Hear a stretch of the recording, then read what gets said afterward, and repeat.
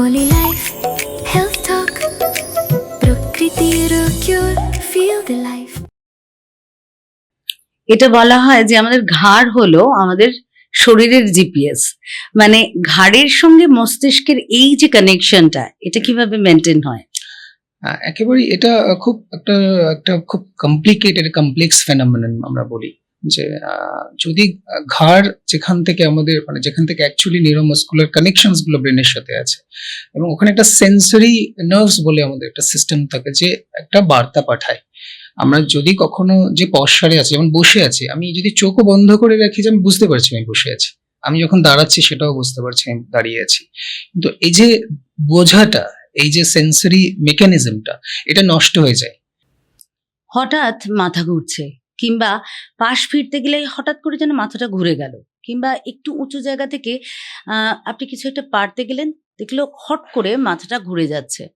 আমরা খুব রোজকার জীবনে বলি ভার্টিগো হয়েছে, ভার্টিগো সমস্যায় ভুগছে। আজকে অলি লাইফ হেলথ টকে কথা বলবো এমনই মাথা ঘোরা বা ভার্টিগো নিয়ে। আর সেই সমস্যার সমাধানের জন্য বিশেষজ্ঞ ডাক্তারবাবু রয়েছেন, joint and spine consultant doctor Gaurav Majhi. স্বাগত জানাই আপনাকে। নমস্কার। আচ্ছা, এই ভার্টিগো ব্যাপারটা কি? ভার্টিগো বা মাথা ঘোরা যে সমস্যাটা, সেটা অনেক সময় মানুষ ভুল ইন্টারপ্রেট করেন। সবাই ভাবেন যে হয়তো ব্লাড প্রেশার ফল করছে বা হয়তো কারোর কানের কোনো সমস্যা থেকে হচ্ছে। কিন্তু এর একটা সংযোগ আছে আমাদের স্পাইনের সাথে। সার্ভাইকাল স্পাইন, যেটা আমরা নেক জয়েন্ট বলি। তো সেই স্পাইনের কোনো অসামঞ্জস্য থাকলে বা সেখানে কোনো সমস্যা থাকলে সেখান থেকে কিন্তু এই ভার্টিগো বা মাথা ঘোরাটা আসে। Due to the less blood supply বা রক্ত চলাচল যদি কমে যায় বা যদি কখনো সেখানে অক্সিজেন কম ব্রেন টিস্যুতে কম পৌঁছায়, তো সেই কারণেই ভার্টিগো যেটা আমরা বলি সেটা হতে পারে। ধরুন আগে কখনো এরম হয়নি, হঠাৎ করে মাঝ বয়সে এসে এটা হচ্ছে, মানে এরম তো হয়, মানে সেটার কারণটা কি? নরমালি আমরা দেখি যে অনেকে বলেন যে আমি যদি পজিশন চেঞ্জ করি, যেমন শুয়ে আছেন বা বসলেন, সেখানে কারোর মাথা ঘুরে গেল। অনেকে বসে আছেন, দাঁড়ালেন, মাথা ঘুরে যাচ্ছে।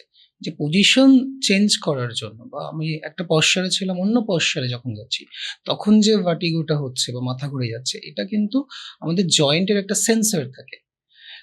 যে কারণে সেন্সরটা কি করে, আমাদের ব্রেইনকে ওই সিগন্যালটা পৌঁছাতে পারে না যে আমরা কোন জায়গায় বিলং করছি, কোন জায়গায় আমরা দাঁড়িয়ে আছি কি বসে আছি, ওখানে কনফিউজ হয়ে যাবে। সেই কারণেই কিন্তু ভার্টিগোটা হয়, due to the less neuromuscular connections between আমাদের ভার্টিব্রা, আমাদের সার্ভাইকাল জয়েন্ট এবং আমাদের ব্রেন টিস্যু। এবং অনেকে এই কারণে হেড ইনজুরিজ হওয়ার সম্ভাবনা থাকে, কারোর জয়েন্টের ইনজুরিজ হওয়ার সম্ভাবনা থাকে। তো বিভিন্ন সমস্যা এখান থেকে আসতে পারে।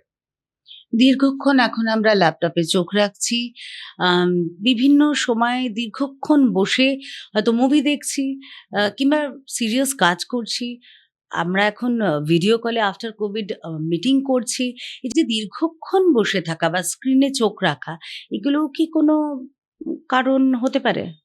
এর একটা সংযোগ আছে আমাদের পশ্চারাল ডিসফাংশনের উপর।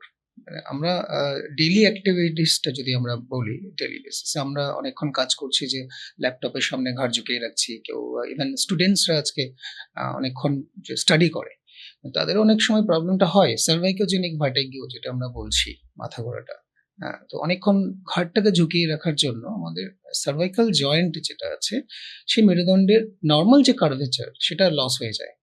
এবং সেখানে অনেক সময় যে আমাদের আর্টারিজ গুলো যায়, যেমন ধরুন ভার্টিবল আর্টারিজ যেগুলো আমাদের ব্রেনে যায়, সেই আর্টারিজ গুলোকে ব্লক করতে শুরু করে। তো ডেইলি অ্যাক্টিভিটিসে যারাই প্রলং সিটিং এ আছেন, প্রলং নেক ফ্লেকশন করে অনেকক্ষণ কাজ করছেন, মোবাইলে কিছু হোক, স্ক্রিন ওয়ার্ক হোক বা ল্যাপটপে কাজ হোক, সেই কারণেই কিন্তু ওই ঘাড়ের উপর কন্টিনিউয়াস একটা প্রেশার ক্রিয়েট হতে পারে এবং ওখানে ভার্টিব্রেটা আস্তে আস্তে ব্লক করতে শুরু করে আমাদের আর্টারিজ গুলোকে, এবং সেই কারণেই অনেক সময় পজিশন চেঞ্জ করার সময় হঠাৎ করে ব্লকিং হয় এবং মাথা ঘুরে যায়। এটা বলা হয় যে আমাদের ঘাড় হলো আমাদের শরীরের জিপিএস। মানে ঘাড়ের সঙ্গে মস্তিষ্কের এই যে কানেকশনটা, এটা কিভাবে মেনটেন হয়? একেবারেই এটা খুব একটা খুব কমপ্লিকেটেড কমপ্লেক্স ফেনোমেনন আমরা বলি যে যদি ঘাড় যেখান থেকে আমাদের মানে যেখান থেকে অ্যাকচুয়ালি নিউরোমাস্কুলার কানেকশনসগুলো ব্রেনের সাথে আছে এবং ওখানে একটা সেন্সরি নার্ভস বলে আমাদের একটা সিস্টেম থাকে যে একটা বার্তা পাঠায়। আমরা যদি কখনো যে পশ্চারে আছি, যেমন বসে আছি, আমি যদি চোখও বন্ধ করে রাখি যে আমি বুঝতে পারছি আমি বসে আছি, আমি যখন দাঁড়াচ্ছি সেটাও বুঝতে পারছি আমি দাঁড়িয়ে আছি, কিন্তু এই যে বোঝাটা, এই যে সেন্সরি মেকানিজমটা, এটা নষ্ট হয়ে যায় যদি কখনো ঘাড়ে প্রেশার ক্রিয়েট হয়। কারণ স্পাইন ওই বার্তাটা, ওই সিগন্যালটা পাঠাতে পারে না due to the less curvature issues or any kind of stress on the neck joint. সেই মাঝখানে যে বার্তাটা ওটা লস হয়ে যায় সিগন্যালটা। সেই কারণে একে বলে সেন্সরি অ্যাবনর্মালিজম। তো সেই কারণে অনেক সময় আমরা এই বার্তাটা না পাওয়ার কারণে আমরা বুঝতে পারি না কোন পশ্চারে আছি এবং আমরা মনে হচ্ছে যে চারদিকটা ঘুরছে বা মাথাটা ঘুরে যাচ্ছে। এবং তাই জন্যই হয়তো সাডেন অ্যাক্সিডেন্ট বলা হয় ভার্টিগোকে, মানে যে কোনো ধরনের সাডেন অ্যাক্সিডেন্ট তো ক্রিয়েট হতেই পারে, একটা বড় ধরনের বিপদ হতে পারে।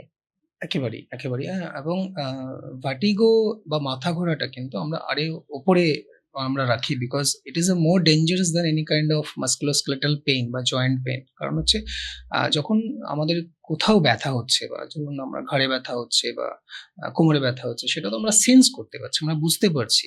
কিন্তু ভার্টিগো বা মাথা ঘোরা যখন ইভেন সার্ভাইকোজেনিক যে ভার্টিগোর কথা আমরা বলছি, হঠাৎ করে আপনি দাঁড়ালেন এবং আপনি বোঝার আগেই কিন্তু ইনসিডেন্টটা ঘটে গেল। So that is not on your hand. হ্যাঁ, সো সেই জন্য it is more dangerous, more sudden accident. সেখান থেকে অনেকে পড়ে যেতে পারে, তাদের জয়েন্ট ইঞ্জুরিস হতে পারে, অনেকে ফ্র্যাকচার হতে পারে, অনেকের হেড ইঞ্জুরিস হতে পারে। সো সেই জন্য ভার্টিগোটাকে খুব সিরিয়াসলি নেওয়া উচিত। কারণ যদি এই সিমটম আসতে শুরু করে তো ইউ মাস্ট কনসাল্ট করা উচিত স্পেশালিস্ট। এইটা ধরেই যে প্রশ্নটা আসে, আপনি হ্যাঁ। বলছেন খুব সিরিয়াসলি নেওয়া উচিত, কিন্তু এরকম অনেক সময় হয় যে এত ব্যস্ততার মধ্যে ও মাথা ঘুরছে, চট করে একটা খুব চেনা ওষুধ খেয়ে নিলাম, কমে গেল মাথা ঘোরাটা, এবং আবার 4 দিন পরে হলো, আবার একটা চেনা ওষুধ খেয়ে নিলাম নিজে থেকে, কারণ আমরা এখন অনেক নাম চিনে গেছি ওষুধের, তো আমরা নিজেরাই ডাক্তারিটা করতে যাই এবং তাতে হয়তো কমে যাচ্ছে, অর্থাৎ সেই রোগটা যে আসল কারণটা সেটাই কোথাও না কোথাও লুকিয়ে ফেলছি আমরা নিজেরা। এই ক্ষেত্রে আপনি একজন ডাক্তার হিসেবে কি বলবেন? হ্যাঁ, এটাও খুব কমন মিস্টেক। যদি কেউ নিজে থেকে ওষুধ নেন, ভার্টিগো কারোর হচ্ছে, মাথা ঘুরছে, তো আমরা তো রুট কজটা জানতে পারছি না, কেন মাথাটা ঘুরছে। সেখানে অনেকগুলো ইস্যুস হতে পারে। কারোর কানের সমস্যা থেকে মাথা ঘুরতে পারে, কারোর ইভেন মেডিকেল কন্ডিশন যেমন ব্লাড প্রেশার ইরেগুলার হলে সেখান থেকে হতে পারে, এবং আরেকটা যে আমি মেজর ইস্যুস বললাম সার্ভাইকোজেনিক যেটা ভার্টিগো, সেখানে আমি তো রুট কজটাকে না জেনে যদি ওষুধ খাই, তো আমি তো রুটটাকে ঠিক করছি না, আমি শুধু সিমটমটাকে ঠিক করছি। সেটা অনেক সময় বাড়িয়ে দেয় ভার্টিগোর লেভেলটা, এবং যখন একটা বড় ইনসিডেন্ট হয় সেটার জন্য ওয়েট করাটা আমার মনে হয় বোকামো।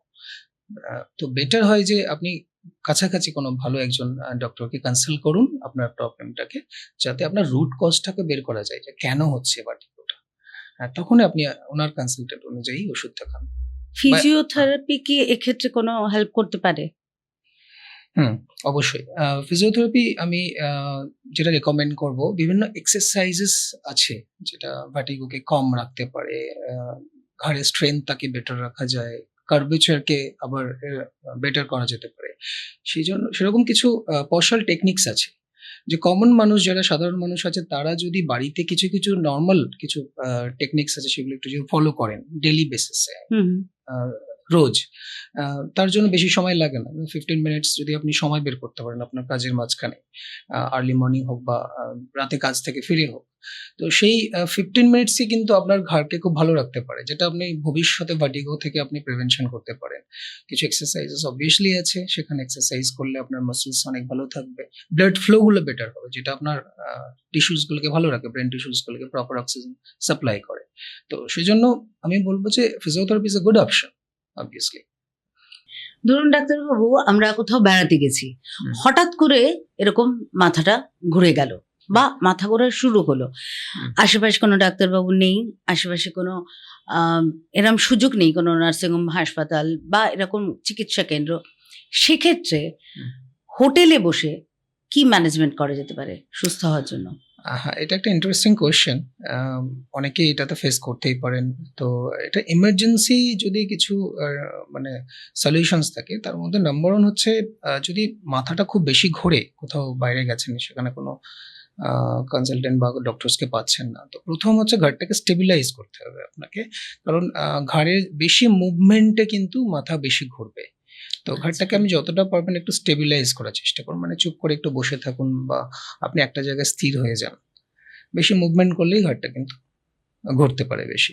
তাহলে কোথাও একটা আপনাকে একটু স্থির হতে হবে কিছুক্ষণের জন্য। নাম্বার 1 নাম্বার 2 হচ্ছে কিছু নেক স্ট্রেংথেনিং এক্সারসাইজ আছে। যাতে নেকটাকে আপনি একটু স্ট্রেংথ করিয়ে নিতে পারেন। কিছু এক্সারসাইজ আছে সেগুলো যদি আপনি তখনই একটু করে নেন তাহলে কিছুক্ষণ হলের জন্য আপনি কিছুটা কিন্তু রিলিফ পাবেন। মানে ইনস্ট্যান্ট রিলিফ ইনস্ট্যান্ট একটা রিলিফ পাবেন। এবং নাম্বার 3 যেটা সেটা হচ্ছে যদি আপনি একটু কোনো ড্রাই হিট বা যদি ওখানে কোনো হিট কম্প্রেস করতে পারেন ওই জায়গাতে যদি পারেন, তাহলে কিছুটা হলেও আপনার ব্লাড ফ্লোটা একটু বাড়বে। নেক জয়েন্টে, নেকে বা ঘাড়ের পেছনের দিকে যদি একটু ব্লাড ফ্লো বাড়াতে পারেন, তাহলে কিছুটা হলেও আপনার ব্লাড সার্কুলেশনটা একটু ক্রিয়েট হবে যেটার জন্য আপনি একটা ইনস্ট্যান্ট রিলিফ পেতে পারেন। আরেকটা বিষয় হলো ধরুন কোনো দিন আমরা ভীষণ মানে ক্লান্তিকর একটা দিন গেছে, প্রচুর স্ট্রেস গেছে, হয়তো ঘাড়টা মাথাটা যন্ত্রণা করছে, হুম, মাথা ঘুরে গেল না, হুম, কিন্তু আবার কোনো দিন হঠাৎ মাথাটা ঘুরেই গেল। হুম, কোন সময়ে আমরা ডাক্তারবাবুদের কাছে যাবই, মানে হুম। আমাদের যাওয়া উচিতই, আর এটাকে অবহেলা করা উচিত নয়? হ্যাঁ, এটাও খুব কমন কোয়েশ্চেন। কারণ হচ্ছে আম অনেকেই এই প্রবলেমটাতে হয়তো অনেকদিন থেকেই ভুগছেন। মানে ধরুন অনেক পেশেন্ট যারা আসেন তো ১ বছর, ২ বছর, ৩ বছর বলছে আমার মাঝে মধ্যেই কখনো ব্যথা হয়। কিন্তু ব্যথাটার লেভেলটা বুঝতে পারেন যে কখন আমি যাবো। আ আপনাকে তখনই যেতে হবে যখন আপনি ১ম এই সিগন্যালটা পাচ্ছেন আপনার কোনো প্রবলেম ক্রিয়েট হচ্ছে। আপনি হয়তো বসে আছেন বা আপনি কিছু একটা নিতে গেলেন। তো ডেইলি এক্টিভিটিস করার সময় যদি আপনার প্রবলেম ক্রিয়েট হতে শুরু করে, তাহলেই কিন্তু আপনাকে তখন সতর্ক হতে হবে নাম্বার 1। আর ব্যথা তো অনেকেরই ঘাড়ে ব্যথা হয়। নরমাল পিপল যারা আছেন, ঘাড় অনেকক্ষণ ঝুঁকিয়ে রাখার পর ঘাড়ে ব্যথা হতে পারে। কিন্তু যদি সেটা ফ্রিকুয়েন্টলি হয়, বারবার হয়, হ্যাঁ? তাহলে কিন্তু আপনাকে একটু বুঝতে হবে যে প্রবলেমটা একটু সিরিয়াস আছে। আরেকটা, মাথার বালিশের ব্যবহার বা উচ্চতা সেগুলোর উপর কি কোনোভাবে এটা আ বাড়া বা কমা, মাথা ঘোরা বাড়া বা কমা, ভার্টিগো বাড়া বা কমা কি নির্ভর করে? হ্যাঁ, সেটাও কিছুটা কানেক্টেড আছে। যদি খুব বেশি উঁচু বালিশ ইউজ করেন, অনেকে সামনের দিকে সোফায় বসে অনেকক্ষণ টিভি দেখেন বা কোনো প্রোগ্রাম দেখছেন। আ মানে একটু উঁচু বালিশে অনেকের হ্যাবিট থাকে হুম, হুম। শোয়া বা বসা। তো ঘাড়কে যদি আমরা খুব বেশি সামনের দিকে ঝুঁকিয়ে ফেলি বা উঁচু বালিশে ইউজ করি, শুয়ে থাকি, তাহলে আমাদের ঘাড়ের যে পশ্চারটা অপোজিট দিকে চলে যায়। যেখানে কম্প্রেশন কিন্তু বাড়বে। আমার যে ভার্টিব্রাল আর্টারিজ যেখান থেকে আমার রক্ত চলাচলটা যাচ্ছে ঘাড়ের মাথার দিকে, সেটা কিন্তু ব্লক হয়ে যাবে বেশি। তো আপনার উচিত যে এটাকে নরমাল রাখা, মানে একেবারে সোজা বা যে লেভেলটা সেটা পাতলা ইউজ করা আ পিলোটাকে। ইভেন আপনি যদি পিলো ছাড়াও শুতে পারেন তাহলেও খুব ভালো। যদি আপনি এই অভ্যাসটা করতে পারেন কিছুদিন তাহলে দেখবেন যে অনেকটাই আপনার কিন্তু ভার্টিগোটা কন্ট্রোলে থাকে বা ঘাড়ের ব্যথাটাও কন্ট্রোলে থাকে। মানে ব্লাড সার্কুলেশন এর উপর এটা অনেকখানি নির্ভরশীল। ডিপেন্ড করছে, অনেকটাই ডিপেন্ড আচ্ছা। করছে। আপনি কিছু টিপস আমাদের দর্শকদের জন্য বলুন, যে টিপস গুলো মানলে, মেনে চললে তাদের এই রোগ থেকে তারা দূরে থাকতে পারে, কিংবা এই রোগে যদি তারা থাকেন হুম। তাহলে সেখানে অন্তত কিছুটা সাময়িক সমাধান খুঁজে পেতে পারেন। আ অবশ্যই। আ প্রথমত যে ভার্টিগো যে হচ্ছে, হুম, হুম। সে সার্ভাইকোজেনিক হচ্ছে কিনা আমি কি করে বুঝবো? আমি একটা ছোট্ট একটা টেস্ট আমি বলছি। যেমন ধরুন কেউ যদি তার এনি পারসন তার মাথাটাকে যদি লেফট অ্যান্ড রাইট এ যতটা রোটেট করতে পারেন, ঘোরাতে পারেন। যেমন রাইট এবং লেফট এ হুম, হুম। মেক্সিমাম যতটা আপনি রোটেট করতে পারছেন এবং সেই পর্যন্ত রোটেট করার পরে যদি আপনার মাথা ঘুরছে বা আপনার লেফট সাইডেও ঘোরানোর পরে যদি আপনার মাথা ঘুরছে, একটা পার্টিকুলার কোনো একটা অবজেক্টকে আপনি ফলো করছেন রাইট হুম। অ্যান্ড লেফট এ। সেটাও ফলো করার পরে রোটেট করার পরে যদি আপনার মাথা ঘোরে তাহলে ইউ ক্যান যে assume that is kind of cervicogenic headache. আপনার পজিশন চেঞ্জ হওয়ার জন্য বডি করছে। এটা ১ নম্বর। নাম্বার ২ হচ্ছে আপনি কিছু ব্যালেন্স টেস্ট করে দেখুন। যেমন ধরুন আপনি বসে আছেন, দাঁড়ালেন, চোখটা বন্ধ করে দাঁড়ানোর চেষ্টা করুন। দেখুন পারছেন কিনা। যদি মনে হচ্ছে যে আপনার মধ্যে একটা ব্যালেন্সের ইস্যুস হচ্ছে, নরমাল পিপলদের সেটা হবে না। কিন্তু আপনার হতে পারে। বিকজ আপনি কিন্তু আপনার সেন্সরি যে মেকানিজম যেটা আমি বলছিলাম যেটার কথা, সেইটাকে আপনি ব্লক করে দিচ্ছেন। তাহলে আপনি একটা টেস্ট করতে পারছেন যে আপনার সেন্সরি মেকানিজম বা সেই সিগন্যালটা পাঠাচ্ছে সেটা ঠিক আছে কিনা। তো আপনি দাঁড়ানোর সময় চোখ বন্ধ করে নেওয়ার চেষ্টা করুন এবং দেখুন যে আপনি পারছেন কিনা। যদি না পারেন তাহলে নিশ্চয়ই আপনার ভার্টিগো আছে। এটা প্রিভেন্ট করার জন্য কিছু কিছু টিপস আছে। নাম্বার 1 হচ্ছে আপনার ঘাড়টাকে খুব ভালো রাখা, ঘাড়ের যে কার্ভেচারটা। আপনি যদি রোজ একটা টাওয়েলকে রোল করে নিয়ে আপনার ঘাড়ের ঠিক পেছনে, যেখানে আমাদের ঠিক ঘাড়টা আছে, সেই হুম। ওইখানে যদি রেখে আপনি সোজা হয়ে শুয়ে থাকতে পারেন, তাহলে আমাদের যে নরমাল কার্ভেচারটা একটু রিগেইন করে আস্তে আস্তে এবং ব্লাড ফ্লোটা বাড়ে ব্রেন টিস্যুতে। তো সেখান থেকে ভার্টিগোটাকে আপনি কিছুটা হলে প্রিভেন্ট করতে পারবেন। নাম্বার 2 হচ্ছে রোজ এক্সারসাইজ করা। ভার্টিগোর ডিফারেন্ট কাইন্ড অফ এক্সারসাইজেস আছে, যেমন ধরুন নেক স্ট্রেংথেনিং এক্সারসাইজ আছে, আই লেভেল এক্সারসাইজ আছে, যেটা আপনার চোখের সাথে আপনার যে সার্ভাইকাল জয়েন্ট ওর একটা কানেকশন আছে, তার কিছু কিছু এক্সারসাইজেস আপনি করতে পারেন। একটা আপনি আপনার ফিঙ্গারটাকে সামনে নিন, নিয়ে ফিঙ্গারটাকে লেফট অ্যান্ড রাইটে আস্তে আস্তে নিয়ে যান এবং আপনার চোখটা দিয়ে ফলো করুন আস্তে আস্তে, এবং আপনার মাথাটাকে না ঘুরিয়ে আপনাকে কিন্তু ফলো করতে হবে লেফট অ্যান্ড রাইটে। মানে আপনি শুধু চোখ দিয়ে শুধু চোখ ফলো। দিয়ে ফলো করে এবং দেখুন যে আপনার মাথা ঘুরছে কিনা। প্রথম যদি অসুবিধা হয় তাহলে আপনি তার লেভেলটাকে কম রাখুন, রেখে আস্তে আস্তে ওটাকে প্র্যাকটিস করুন। অবভিয়াসলি একজন গুড ডক্টরকে কনসাল্ট করে এগুলো করা ভালো। তবুও আমি ছোট একটা টিপস দিলাম, কেউ যদি করতে চাই করতে পারে। Thank you so much. বেশ কয়েকটা ঘরে বসে নিজের স্বাস্থ্য পরীক্ষার টিপস কিন্তু আমরা পেয়ে গেলাম ডক্টর গৌরব মাঝির কাছ থেকে। Thank you so much for coming Ollie life health টকে। আপনারা এভাবে চোখ রাখতে থাকুন আর দেখতে থাকুন অলি লাইফ হেলথ টক।